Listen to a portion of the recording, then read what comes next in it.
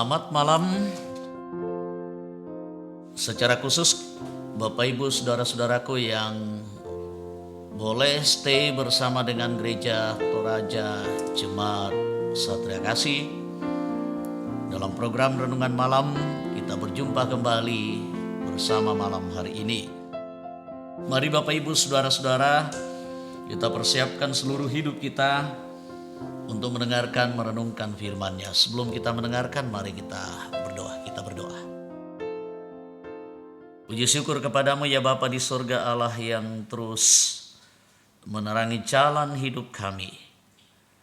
Allah yang selalu mengarahkan dan menuntun kami dalam perjalanan hidup ini.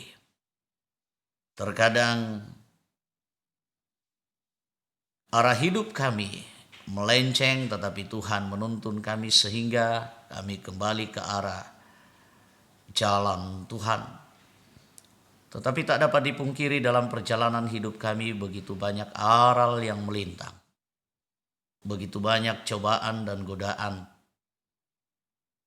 tekanan dan bahkan penderitaan, pergumulan yang menghampiri kami.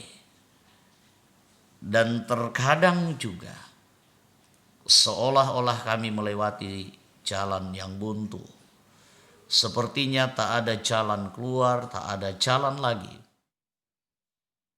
Dan membuat kami frustasi, mengerang, mengaduh. Tetapi bersama Tuhan selalu ada jalan keluar. Karena kami yakin percaya Tuhan pasti buka jalan bahkan di saat tiada jalan. Malam hari ini kami akan mendengarkan firman-Mu. Layakkan ampuni kami ya Bapa di surga. Terima kami di dalam nama Tuhan Yesus kami berdoa. Amin. Mari kita baca firman Tuhan dari kitab Keluaran pasalnya yang ke-14 ayat 15 sampai dengan ayatnya yang ke-16. Keluaran pasal 14 ayat 15 sampai ayatnya yang ke-16. Demikian firman Tuhan. Berfirmanlah Tuhan kepada Musa, "Mengapakah engkau berseru-seru demikian kepadaku? Katakanlah kepada orang Israel supaya mereka berangkat, dan engkau angkatlah tongkatmu dan ulurkanlah tanganmu ke atas laut, dan belahlah airnya, sehingga orang Israel akan berjalan dari tengah-tengah laut di tempat kering." Amin. Bapak Ibu sidang jemaat, demikian firman-Nya. Tuhan menolong kita untuk merenungkan firman-Nya malam hari ini dengan tema Tuhan pasti buka jalan. Tuhan pasti buka jalan. Ada pepatah, Bapak Ibu saudara-saudara, banyak jalan menuju Roma.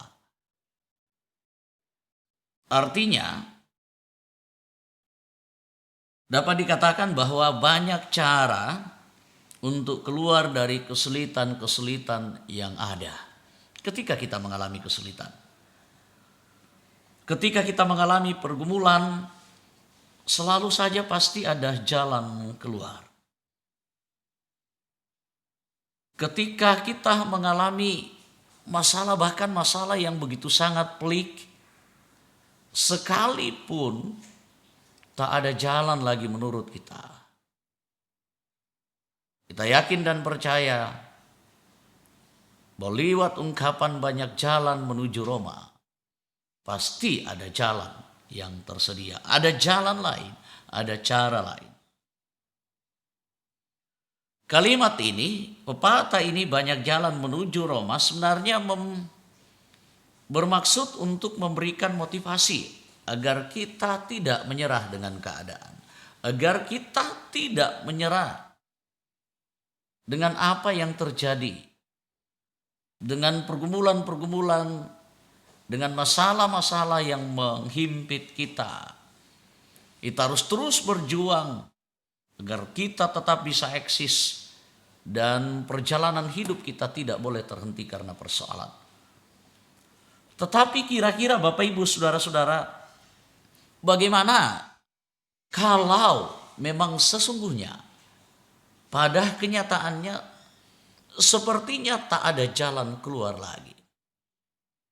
Bagaikan orang Israel. Coba pikir Bapak Ibu Saudara-saudara, bagaimana situasi Musa pada saat itu dan bagaimana keadaan orang Israel yang bersama-sama dengan Musa. Mereka diperhadapkan dengan situasi yang begitu sangat sulit, yang begitu sangat pelik. Dalam perjalanan mereka keluar dari tanah Mesir, ketika Tuhan membebaskan mereka dan perjalanan mereka menuju ke tanah Kanaan, persoalan silih berganti datang menghampiri mereka.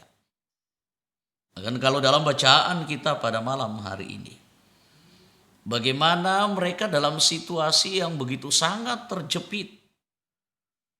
Mereka sedang dikejar oleh Fir'aun. Kalau kita lihat teks bacaan sebelumnya, secara khusus pasal 14 ini, bagaimana mereka sebentar lagi Firaun mendekat bersama dengan pasukan kuda besi mereka. Sebentar lagi mereka akan binasa, sebentar lagi mereka akan mati. Mau mundur di belakang ada Firaun bersama dengan pasukannya. Terus mau melanjutkan perjalanan ke depan, di sana terpampang luas Laut Tiberau yang begitu sangat luas dan ganas. Saya ingat Bapak Ibu Saudara-saudara, laut merupakan simbol malapetaka, kengerian bagi orang-orang zaman dulu, zaman-zaman perjanjian lama. Secara khusus bagi orang Israel, laut merupakan malapetaka. Di sana berada di perairan lautan itu begitu sangat membahayakan. Lebih-lebih mereka di dalam situasi yang terjepit. Laut merupakan malapetaka yang bisa membunuh mereka. Dan sementara mereka semakin dekat lagi dari kejaran Firaun dan pasukannya. Mau terjun ke laut itu namanya bunuh diri. Itu namanya cari mati. Mau mundur ke belakang sama aja. Itu artinya mereka harus kembali menjadi budak. Apa yang mereka lakukan dalam situasi yang sangat-sangat terjepit? Mereka sebentar lagi mati. Mereka sedang terpaku, gak bisa berbuat apa-apa. Hal yang hanya bisa mereka lakukan adalah mereka hanya bisa mengeluh, mereka hanya bisa meraung-raung, mereka hanya bisa menyesali diri, mereka hanya bisa menangis, mereka hanya bisa meratap. Dan secara jelas mereka menyalahkan Musa dan bahkan menyalahkan Tuhan sendiri yang telah membawa mereka dari tanah Mesir. Dan mengatakan, tidak cukupkah dan tidak adakah kuburan di tanah Mesir? Mengatakan bahwa lebih baik kami mati jadi bangsa budak. Mati menderita karena budak daripada mati di padang gurun, daripada mati di Laut Tiberau. Mereka hanya bisa mengadu. Lalu kenyataan ini disampaikan oleh Musa. Mereka ditenangkan oleh Musa, tetapi mereka tidak bisa tenang karena memang keadaan begitu sangat kacau. Lalu Tuhan mendengar seruan Musa. Bapak Ibu saudara-saudara, menariknya dalam bacaan kita, apakah memang ini adalah sebuah solusi yang ditawarkan oleh Tuhan? Tetapi ternyata memang benar. Solusi untuk menolong orang Israel, perjalanan mereka harus terhenti, terpaku, berhenti di situ. Tak ada lagi jalan keluar, mundur mati, maju pun mati. Dalam keadaan seperti itu begitu sangat mengerikan. Yang jelas dalam pikiran mereka gak ada lagi jalan keluar. Tetapi bagi Tuhan, ternyata dalam bacaan kita Tuhan katakan, supaya mereka berangkat, supaya mereka tenang, dan menyuruh Musa untuk mengangkat tongkatnya dan memukulnya ke laut. Ternyata laut terbelah. Bapak Ibu saudara-saudara, terkadang dalam persoalan hidup kita, lebih ketika persoalan itu, pergumulan itu begitu sangat berat, dan sepertinya tak ada jalan keluar lagi. Sepertinya kita sudah pupus harapan. Sepertinya kita kehilangan harapan, kita menyerah. Ya biarlah begitu. Apa daya, kami pasrah saja. Kita terkulai lemah dalam ketidakberdayaan kita. Bapak Ibu saudara-saudara, menariknya dalam bacaan kita, Tuhan memberikan pertolongan. Dan rasa-rasanya inilah yang terkadang kita tidak pahami. Ketika Tuhan menawarkan kepada Musa, mungkin bagi kita ini adalah sebuah keraguan-raguan. Sepertinya Tuhan tidak menawarkan solusi. Dia mengatakan angkat tongkat. Tongkat untuk apa Bapak Ibu saudara-saudara? Rasa-rasanya tidak masuk akal bagi kita. Rasa-rasanya cara dan rencana Tuhan itu tidak seperti yang kita inginkan.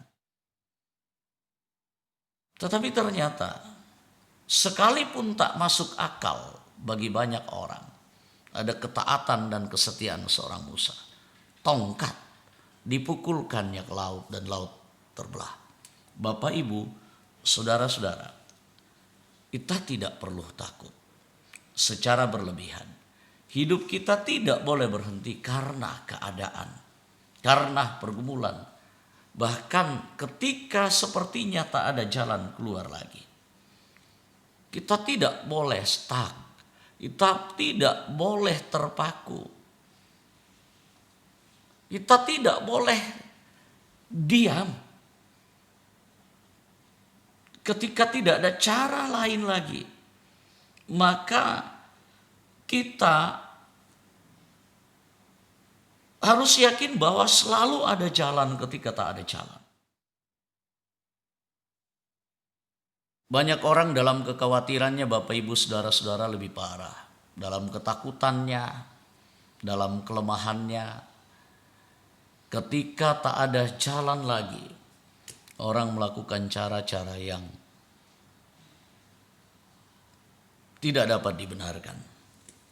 Ketika pemain olahraga dalam kekhawatirannya tak ada jalan lagi untuk berkompetisi meraih kemenangan, dia melakukan cara-cara yang instan, mungkin ada doping dan lain sebagainya, tetapi itu tidak akan menyelesaikan masalah. Mungkin ada calon bupati yang takut kalah. Sepertinya tak ada jalan lagi untuk memenangkan kompetisi, untuk memenangkan kontestasi pilkada. Maka dia memakai jalan-jalan yang lain. Ada yang memakai cara-cara yang licik, cara-cara yang jahat yang tidak berkenan kepada Tuhan. Dalam ketidakmampuannya dalam keputusasaan dan ketakutannya, ia membayar wajib pilih, mencederai keadilan, mencederai politik, pesta demokrasi demi ambisi dan ketakutannya. Membayar masyarakat, melecehkan, menghinakan orang lain, suara rakyat, mencederai demokrasi yang luhur dan mulia. Menebar berita hoaks, melakukan serangan fajar. Bapak Ibu saudara-saudara, kalau ada calon bupati, calon wakil bupati, calon wali kota, calon wakil wali kota yang melakukan seperti itu, katakan dengan tegas, tidak. Itu cara-cara yang dibenci oleh Tuhan. Bapak Ibu saudara-saudara, para kontestan, calon bupati, wakil bupati, calon wali kota dan wakil wali kota. Ketika tak ada jalan bagi kita, Tuhan pasti akan buka jalan dengan caranya. Dia akan memenangkan Bapak Ibu saudara-saudara yang selalu menaruh harap kepadanya dan mengandalkan Dia. Dia akan melakukan sesuatu yang mengherankan, bahkan yang mustahil bisa Dia lakukan. Kalau Bapak Ibu akan ditentukan dan sudah ditetapkan oleh Tuhan, tak akan ada yang bisa menghalangi. Tak ada orang yang bisa menghalang-halangi rencana Tuhan. Dan Tuhan akan buka jalan selalu. Buka kemenangan, buka sukacita, buka kebahagiaan. Buka pintu, buka jalan yang terbaik bagi kita. Karena jalannya adalah jalan damai sejahtera, jalannya adalah jalan yang menyelamatkan, jalannya adalah jalan yang penuh kedamaian, jalannya adalah jalan yang penuh dengan kemenangan. Kita akan dimenangkan, maka tempuhlah jalannya, berserulah kepadanya, mintalah pertolongan kepadanya, supaya Dia buka jalan. Roh Kudus memberkati. Amin. Puji syukur kepada Tuhan atas firman-Nya. Mari kita kembali memuji Tuhan, kita nyanyikan Tuhan pasti buka jalan.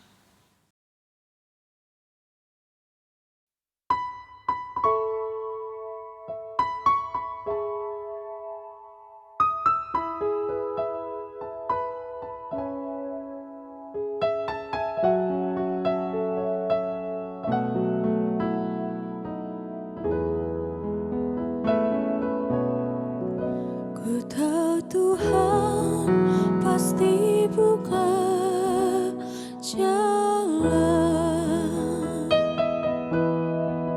Ku tahu Tuhan pasti buka jalan.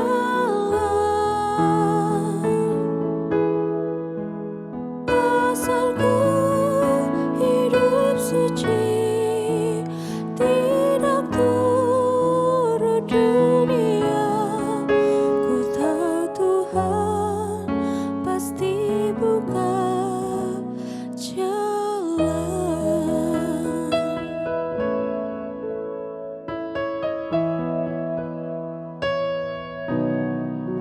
Ku tahu Tuhan dengar doa saya.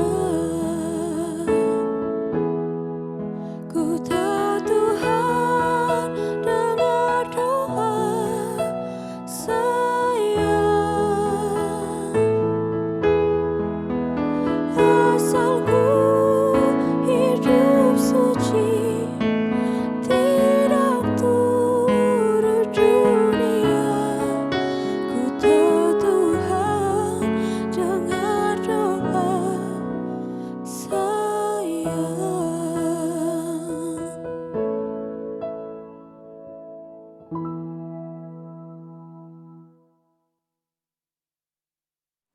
Mari Bapak Ibu saudara-saudara, kita satu di dalam doa, kita berdoa.